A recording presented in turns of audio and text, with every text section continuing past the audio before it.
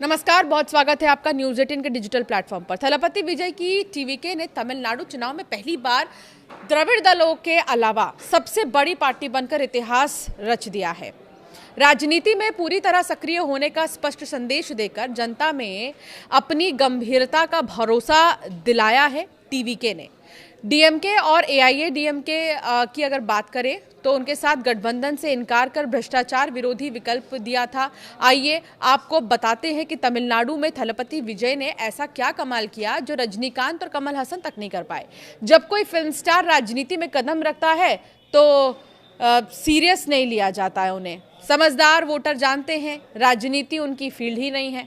Film star जनता की समस्याओं पर उतना तवज्जो नहीं दे पाएंगे जितने फुल टाइम पॉलिटिशियन दे सकते हैं। थलपति विजय भी वोटर्स की इस सोच से अनजान नहीं थे। साउथ सिनेमा के सुपरस्टार थलपति विजय ने राजनीति के मैदान में भी धमाल मचा दिया। विजय की पार्टी टीवीके ने सोमवार को तमिलनाडु के चुनावी इतिहास में एक तरह का रिकॉर्ड बनाते हुए सत्तारूढ़ द्रमुक और उसके अध्यक्ष मुख्यमंत्री एमके स्टालिन को उनके कोलाथुर निर्वाचन क्षेत्र में करारी शिकस्त दी। सबसे बड़ी पार्टी बनकर उभरी।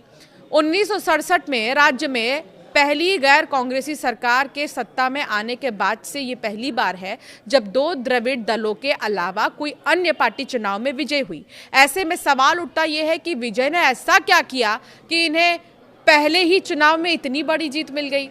इससे पहले साउथ के सुपरस्टार रजनीकांत, कमल हसन ने भी कोशिश की लेकिन राजनीति के क्षेत्र में वो कमाल नहीं कर पाए। थलपति विजय ने जो कर दिखाया। जब थलपति विजय ने तमिलनाडु विधानसभा चुनाव में उतरने का ऐलान किया था तो कई लोगों ने इसे राज्य में फिल्मी सितारों द्वारा अपने फैंस के दम पर राजनीति में पैठ बनाने की कोशिश के रूप में देखा। तमिलनाडु में फिल्म सितारों को नेता चुने जाने का इतिहास रहा है। एमजीआर और जयललिता जैसे दिग्गजों ने मुख्यमंत्री के रूप में अपनी धाक जमाई। हालांकि रजनीकांत और कमल हसन जैसे फिल्म सितारे अपने फैंस का प्यार राजनीतिक आधार में बदलने में असफल रहे हैं। जयललिता ने भी अपनी एक अलग पहचान बनाई थी लेकिन उनकी पहले से ही एक पार्टी एआईएडीएमके थी। फिर विजय ने कमल हसन और रजनीकांत जैसे सुपरस्टारों से अलग क्या किया है जिनके फैंस उनसे कई अधिक हैं। विजय के राजनीति में इस ब्लॉकबस्टर परफॉर्मेंस के पीछे के कई कारण हैं जो इसे एक असाधारण उपलब्धि बनाते हैं। आमतौर पर जब कोई फिल्म स्टार राजनीति में कदम रखता है तो उन्हें सीरियस लिया ही नहीं जाता। समझदार वोटर ये जानते हैं कि राजनीति इनके बस की बात ही नहीं है, ये तवज्जो ही नहीं देंगे। इतना जो पॉलिटिशियंस कर सकते हैं वो ये तो नहीं कर सकते हैं।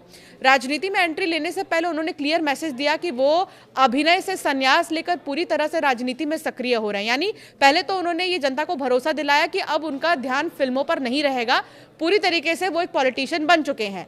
27 फिल्में और 30 साल का करियर दांव पर लगाने का फैसला बहुत बड़ा था। इससे जनता में ये मैसेज गया कि विजय राजनीति में टाइम पास के लिए तो नहीं आ रहे हैं।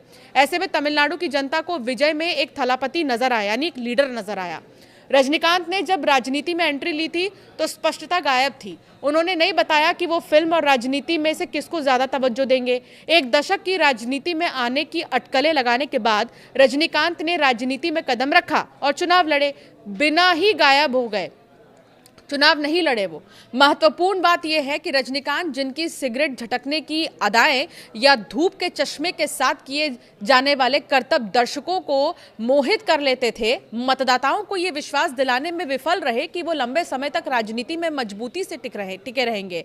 ऐसे में वोटर्स ने भी रजनीकांत को गंभीरता से लिया ही नहीं। कमल हसन की बात करें तो कमल हसन हालांकि रजनीकांत से एक कदम आगे बढ़े। राजनीति की फील्ड में उन्होंने गंभीरता दिखाई और उनकी पार्टी मक्कल निधि मय्यम ने 2019 के लोकसभा चुनाव और 2021 के तमिलनाडु विधानसभा चुनाव लड़े लेकिन यहां पर एमएनएम एक भी सीट जीतने में सफल नहीं रही। पार्टी का वोट शेयर काफी हद तक शहरी केंद्रों तक ही सीमित था।